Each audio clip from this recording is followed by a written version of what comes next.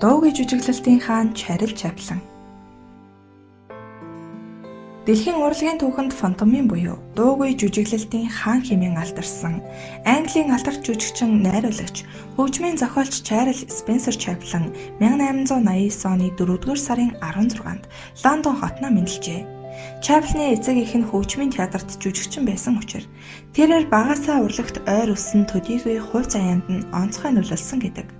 Чаплин хүүхэд байхасаа л фантомимо урлаг сонирхдог байсан төдийгүй дөнгөж 7 настайгаасаа тайзан дээр гарч дуулж бүжиглэж сурчээ. Чаплины хүүхэд нас Лондонгийн борчуудын хороололд туйлын хүнд бэрх ядуу хоосны зовлон мэдрэн өсчээ. Түүнийг дөнгөж 3 настай байхад архинд гүн автсан эцэг нь салж улмаар ихэн мөнгө олохын тулд давхар ажил хийдэг байсан тул Чаплин 9 нас хүртлээр хүүхдийн хөдөлмөр эрхэлдэг байсан гэдэг. Баргал хоолойтой эцэг нь 1880-ад оны дундуур Лондонд машинерт гарсан дуучин байжээ. Тэрээр Европоор удаа дараа айлчлалын тоглолт хийж Нью-Йоркт ч дуулж байв. Гэвч түүний тайзны амьдрал эмгэнэлтэйгээр төгсжээ. Түүний хоолой гарахаа бэлж архинд орон 1901 онд 37 настайдаа Лондоны эмнэлэгт элэгний өвчнөөр хорвоо барьсан байна. Чаплин хожим эцгийгээ бараг л мэддэггүй байсан. Нэг удаа тайзан дээр, нэг удаа гудамжинд зурж өнгөрсөн хэмээн дурсан ярьжээ. Чаплин 1894 онд 5 настайдаа мьюзик хоолын хөтөлбөрт ээжийнхээ оронд тоглон анх удаа тайзан дээр гарч байв. Тэрээр 1898 онд Ланкаширын 8 залуу хэмээх хүүхдийн жүжигийн хамтлагт орсон байна. 1900 оны зул сарын баяраар Ланкаширын залуус үнсгэлжин нэртэй дуугүй жүжигт оролцжээ. Морийн дүрт тоглосон Чаплинд анх удаа үзэгчдийг нээлгэх бололцоо олджээ. 1901 оны хавар Чаплин хамтлагаасаа гарчээ. Чарльз сургуульдаа хаяа явж, сонин зарж, эмчийн туслах болж, хэвлэх үйлдвэрт ажиллах зэрэг элдв ажил хийсэн ч нас бага байсан учраас хаанч удаан тогтсонгүй.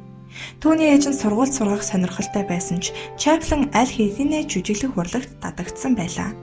Чаплиныг 14 нас хүрдэг жил ээж нь сэтгц мэдрэлийн өвчин туссан тул сэтгцийн эмнэлэгт хэвтгэхээс өөр аргагүй болжээ. Удалгүй Чаплиныг ахтай нь хамт асрамжийн газар хүссэн байна. Хэдийгээр асрамжийн газарт бүрэн хүсээгүй ч жилийн дийлэнх хэсгийг ах дүүс тэнд өнгөрүүлдэг байжээ. Тэд үгээгүй хоосон байдлаасаа багч хэсэн ангижирч амжиргаагаа залгуулахын тулд Чаплин гудамжинд үзүүлбэр үзүүлж энд тентхийн уурс цэнгэний газруудад хүмүүсийг хөгжөөж хошин үзүүлбэр үзүүлдэг байлаа. Өсөглөн гуйламжлал, харгислал гэдэг түүний хүүхэд ахуй цагаас нь танилт дасал болсон зүйл байв. Энэ бүхэн Чаплины ирээдүйн инэдмийн киноныхон сэдв үндсэн болсон юм. 13 наснда Чаплин Лондонгийн театрын агентлагт бүртгүүлж тоглолтод оролцох эрхтэй болж ижээ. 1903 оны 7-р сард түүний бүртгүүлсэн театр Жим Кокины дурлал зэрэг хөтөлбөр гаргаж эхэлсэн ч ердөө 2-7 хоногийн дараа харагдсан гэдэг. Гэхдээ олон үзэгчид Чаплины хошин шоугийн мэдрэмж, жүжиглэлтийг магтаж байсан юм. Анхны шоу амжилтгүй болсны дараа Чарльз Форман гэгчийн нэгэн студ Шерлок Холмс жүжиг тавихаар олж улмаар Чаплинтай холбогдсон Билли гэх хүүгийн дүрийг оноожээ. Тэр үед Чаплин үнэндээ бичиг үсэг мэддэггүй байж дүрийн эхийг өгөхөд хэд хэдэн өгүүлбэр чанга дуугаар унш гэвэл яана хэмээн айдаг байсан гэдэг. Дүрийнхээ үгийг цээжлэхэд Сидни ах нь түүнд тусалдаг байв. Мөн түүнийг тоглолтын зар тараах ажилд ч дайчилж байсан гэдэг. Бяцхан жаалын үзэгчдийг татах авьяас сэргэлэн байдал нь Шерлок Холмсын дүрийг бүтээсэн Уильям Жилетийн анхаарлыг татаж нэгэн удаа дуудаж уулзаж байжээ. Тэрээр зөвхөн энэ жүжигт 1906 он хүртэл тоглож байсан юм. Удалгүй Сидни ах нь Карногийн компанитай холбогдож Чаплинг тэдний бүрэлдэхүүнд оруулжээ. 1910 онд Карногийн компани тавьсан чин зоригт Жими үзүүлбэр итгэмээргүй их амжилтыг дагуулж Чаплины нэр хүндийгч тэр хэмжээгээр өсөжээ. Орон нутгийн сонинууд ч залуу авьяасны талаар мэдээ нийтлэл бэлтгэн хэвлэж исэн гэдэг. Карно 1911 онд нэр алтарн цэцэглэж байгаа Чаплиныг Хойд Америкаар хийх хошин үзүүлбэрийн жүжигчдийн багт багтаан авч явжээ. Карногийн компани 1912 оны 10 дугаар сард Америкийн нэгдсэн улс руу дахин хөлгийн жолоо залснаар Чаплины амьдралыг өөрчилж дэлхийн хэмжээний од болох эхлэлийг нь тавьсан юм. Америкийн нэгдсэн улсыг 6 сар тойрсон 2 дахь аялын тоглолтын дараа Нью-Йоркийн кино компани түүнтэй холбогдож хэд хэдэн кинонд тоглох санал тавьсан юм. Тухайн үед Keystone студ Чаплинд 7 хоногийн $150 гэрээ санал болгосон нь ядуу тарчиг амьдралд өсч таринсан түүний амьдралыг өөрчлөх, ирээдүйн замналыг засах эргэлтийн цэг болжээ. 1913 оны 12 дугаар сард Чаплин Лос Анжелес хотод шилжин сууршиж, кинонд тоглох нүр их ажилдаа ханцуу шамлан орсон юм. Гэсэн хэдий ч Keystone компани дөнгөж 24 настай Чаплиныг том дүрд тоглуулж ад сорихгүй л байлаа. Энэ хугацаанд тэрээр кинонд тоглох, кино найруулах урлагт тухайн үеийн ажилчдаас суралцаж байсан юм. Ингэж явсаар 1914 онд түүний тоглосон анхны кино болох Амьдралаа босхий кино дэлгэцний гарчээ. Уушийн газар тайзан дээр жүжиглэж байсан Чаплинд эхний кино нь хүнд байжээ. Гэхдээ муугүй амжилт дагуулж ямар хэмжээний жүжигчин бэ гэдгийг нь Хойд Америкт таниулж чаджээ. Энэ киноноос эхлэн Чаплины нэрийн хуудас болсон том гудал, хэлэх гэр өмөд бүрх малгай, хусан таягтай жижигхэн нэрийн төрх олонд танигдаж эхлэв. Үүнээс хойш 70 гаруй кинонд тэрээр энэ л төрхөөрөө мөхөрсөн юм. Студийн захирал Чаплинд өөрөө найруулах эрхийг нь өгчээ. Найруулгын хувьд түүний хамгийн анхны кино нь Бороонд хэмээх кино юм. Энэ кино Keystone студид төдийгүй Чаплины нэр хүндийг өндөрт өргөн 100 дамжсан дуурсагдах түүхийн эхлэлийг тавьжээ. 1914 оны сүүлээр Чарльз Чаплин студийнхээ удирдлагуудад 7 хоногийн $1000 шинэ гэрээ байгуулах санал хүргүүлсэн ч тус студийн захирал Сенет хэтэрхий их байна гэд буцаасан юм. Удалгүй SNN кино компанитай 7 хоногийн $1250 гэрээ байгуулжээ.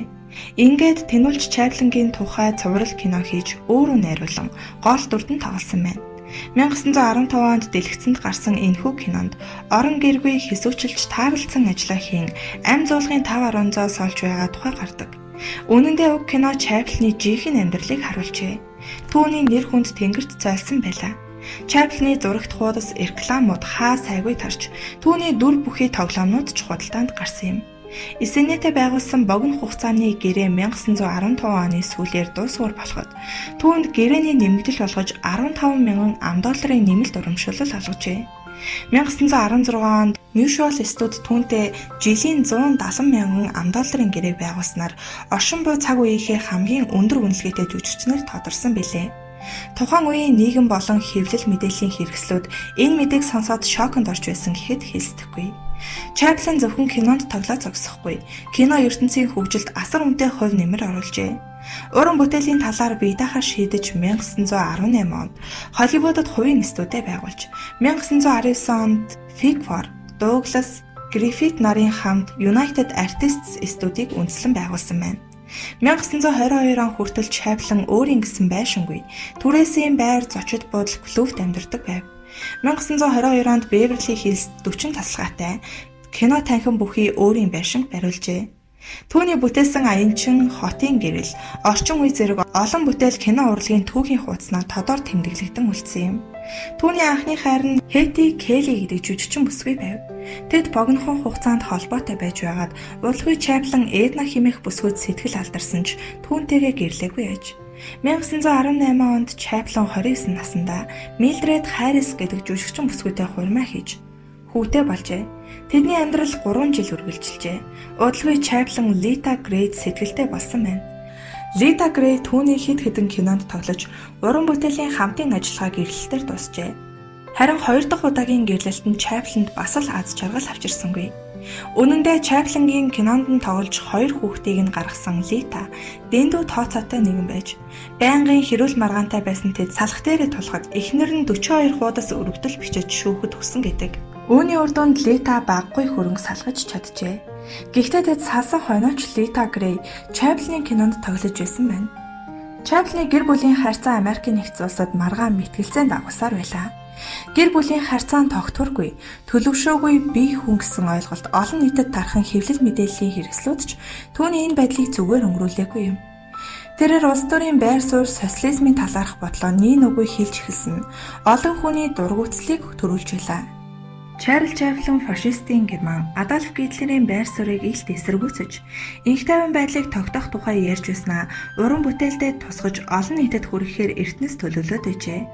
Энэ нь түүний сод уран бүтээлүүдийн нэг их дарангуйлагч кино юм. 1939 оны 9-р сард Их Британи болон Германы харилцаа хурцтай байх үед Чаплин энэ киноныхоо зураг авалтыг аль хэдийн эхлүүлсэн байжээ. Их Британийн засгийн газарч түүнтэй хэд хэдэн удаа холбогдож хоёр орны харилцаа хурцдсан энэ цаг үед дэлгэцэнд гаргахаа азнах хэрэгтэй гэж сануулж байсан удаатай. Ийхүү 1940 оны 12 дугаар сард их дарангуйлагч кино олон нийтийн хүртэл болжээ. Гитлерийн эсрэг энэхүү кино Чаплины анхны бүрэн дуутай кино болсон билээ. Их дарангуйлагч кино нь Гитлерийн дургуг маш их үргэсэн гэдэг. 1940-д он түүний мандат байсан нэр хүндэд сөргөөр нөлөөлж, олон арван шүүх хурал зарлагдсан хүнд хэцүү жилүүд байлаа. 1941 онд Чаплины туслах жүжигчин байсан. Барри гэгч Чаплинтай амаргийн холбоотой байсан. Бэлгийн дарамт үзүүлдэг байсан. Хүүхдийг нь тээж байгаа хэмээн хэд хэдэн удаа шүүхэд гүтгэн дарамжилж худал мэдүүлжээ. Гэхдээ энэ хэрэг газар авалгүй өнгөрчээ. Үүнээс дараа Америкийн нэгдсэн улсын холбооны мөрдөх товчоо хэн нэгний хурамч гомдлын дагуу түүнийг охтыг дарамталж зөв бусаар харьцдаг, наймаалцдаг хэмээн шалгаж эхэлжээ.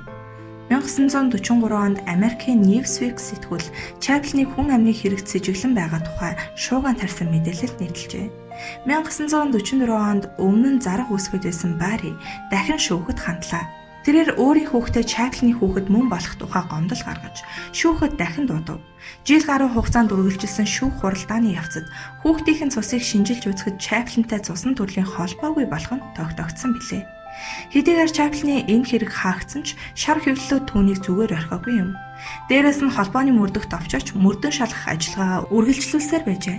Чаплины шүүхийн маргаан дуусч амжаагүй байхад тэрээр тухайн үеийнхээ Америкийн шилдэг зохиолч гэгдэх Нобелийн шагналт Южин О'Нилийн охин 18 настай Оно О'Нилтай үерхэж эхэлжээ.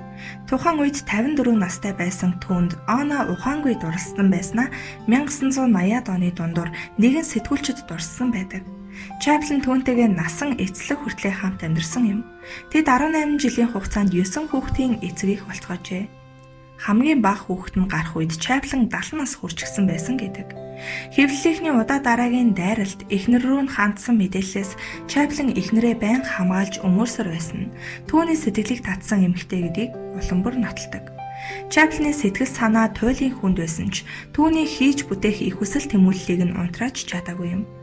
Тэрээр нэгэн кино төсөлтөө 1946 оны 4-р сард ханцуу шамлан орсон байна. Чаплин энэхүү киноны гол дүрийн алуурчны дүрээр тухайн үеийн капиталист нийгмийг төлөөлүүлэн киноныхоо үйл явдлыг ч дал дутаг агуулгатайгаар хийсэн юм. Тийм ч учраас Америк нэгдсэн улсын засаг захиргаа Чаплины шинэ киног дэлгэцэнд гаргахыг хориглосон билээ.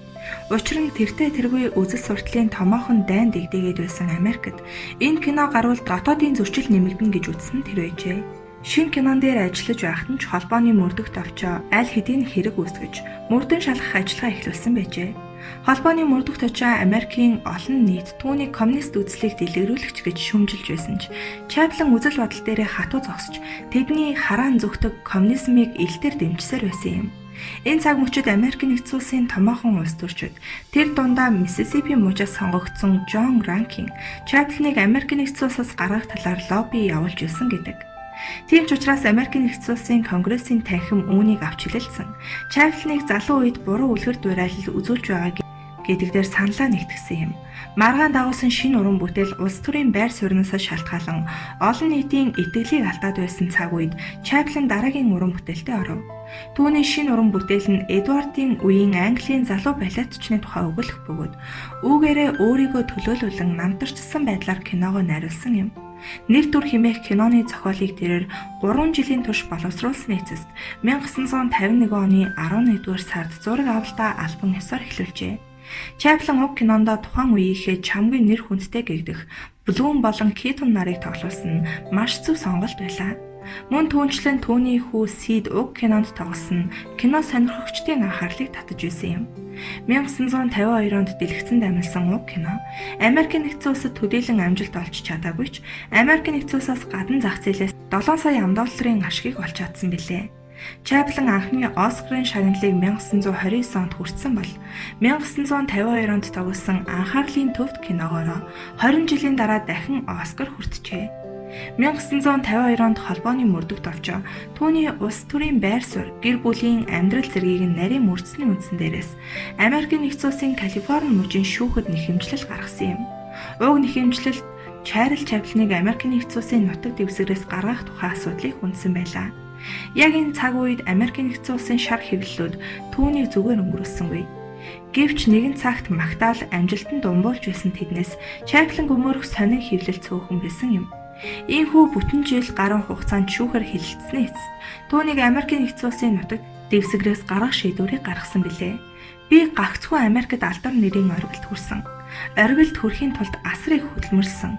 Энэ бүхний эцэст тэд намайг хэрэггүй гэж байгаа бол би энд үлдэх гээд яах вэ хэмээн тэр тэмдэглэсэн байдаг. Ийхүү Чаплин гэр бүлийнхний олонний хил амнаас хамгаалах зорилгоор олонний хөлөөс зайдуу газар амьдрахаа шийдэж улс төрийн хувьд хамгийн тайван гэгдэх Швейцар руу шилжин сууршив. 1953 оны ихээр Чаплины гэр бүл Женев нуурын эрэгт орших нэгэн дүүрэгт тансаг зэрэглэлийн эдлэн газар худалдан авчээ. Шилжин суурьснаас хойш 1 жилийн дараа Чаплины эхнэр Америкийн нэгдсэн улс руу иргэншлээ сэргээх хүсэлт явуулсан ч Чаплин өөрөө татгалзсаар байжээ. Тиймээс ч тэр Beverly Hills дэх хувийн студид худалдаж, түүгээрч барахгүй United Artists компанийн өөрийн мэдлийн бүх хувьцаагаа худалдах шийдвэр гаргасан юм. Энэ нь тус компанид ч ашигтай үйлдэл болжээ. Учир нь Чаплины нэр хүнд унаад байсан 1940-д оноос United Artists алдагдал хүлээж дампуурх дээрээ тулаад байсан билээ. Америкийн нэгдсэн улсын шүүх Чаплины иргэншлийг сэргээх хэсэг талаар хэлэлцэж, олон нийтийн дунд мэтгэлцэн өрнөд байсан 1950-ад онд түүнтэй холбоотой дахин нэг маргаан тэгдсэн юм. Дэлхийн инх тайвны зөвлөл гэгдэх коммунист үзэл сурталтай байгууллагаас Чаплинд олон улсын инх тайвны шагналыг олгож, шагнал гардуулах ёслын үеэр бүгд найрамдах Хятад ард улсын төрийн зөвлөлийн ерөнхий сайд Жоу Энлай болон зөвлөлт холбоот улсын удирдагч Никита Хрушев нартай уулзав. Энэ үйл явдлыг хараад Америкийн нэгдсэн улс ч тэр Англич тэр зүгээр өнгөрч чадсангүй. Хэвлэл мэдээллийн хэрэгслэр байж болох бүгдээр Чаплин гоочилж, уран бүтээлч хүнд байхааргүй улс төрчсөн этгээд хэмээн цоллож байлаа.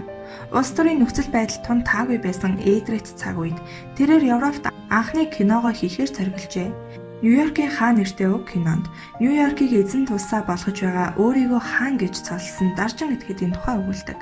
1957 онд Англи улсад нээлттэй хийсэн уг кинонд амин хуваа хичээх үзэл, гоо сайхны хагалгаа, гудамжны хэв маяг, улс төрийн туйлшрал зэргийг зоригтойгоор дэлгэн тавьсан юм. Кино жүжигчдийн багт түүний хүү Майкл багтсан байжээ. Чаплин Атика хэмээх шинэ кино компани байгуулж Англи дахь Шипертоны студийг худалдан авчээ. Хэдийгээр өөрийн мэдлийн компанитай болсон ч Америкаас ялгаатай нь студидтэй цаг зарцуулж чадахгүй. Оногдсон цаг нь хязгаартай байсан юм. Америкийн нэгдсэн улсын засаг захиргаа Чаплины хийсэн шинэ кино бүрийн утга агуулгаас шалтгаалan гаргах хэсгээ шийдвэрлэхээр болж улмаар Франц улс ч зарим кинонуудыг дэлгэцэнд гаргахаас татгалзаж эхэллээ. Нью-Йоркийн хаан кино 1973 оны сүүл хүртэл Америкийн нэгдсэн улсын кино театруудаар гараагүй юм. Их Британий 2 дугаар Элизабет 1975 онд Чаплин Рицарийн сэр цолыг олгожээ.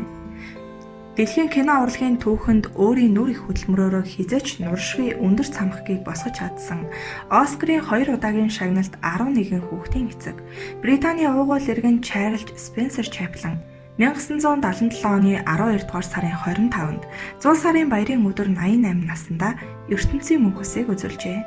Түүнтэй салах ёс гүйцэтгэх ажиллагаа 2 хоногийн дараа Англикан сүмд болсон бөгөөд тус сүмийн ойролцоо орших жижиг оршуулгын газарт түүнийг нутаглуулсан байна. 1978 оны 3 дугаар сарын 1-ний өдөр алдарт жүжигчний шарилыг 2 этгээд хөндөж гэргийн Она Онилаас мөнгө нэхэмжлэв. Уг хэргийг Фальш гаралтай эрхэлсэн тодорхой ажилгүй Роман Вардас, Болгороос гаралтай эрхэлсэн тодорхой ажилгүй Ганчо Ганев нарыг үйлдсэн болохыг тогтоожээ. Уг хэрэг явдал бүтэн 2 сарын турш нууцлагдмал байсны эцэст Швейцарын цагдаагийн газар тусгай ажиллагаа зохион байгуулан Новел тусгоноос холбоо орших газраас ихээхэн гэмсэн Чаплины зогцыг олжээ.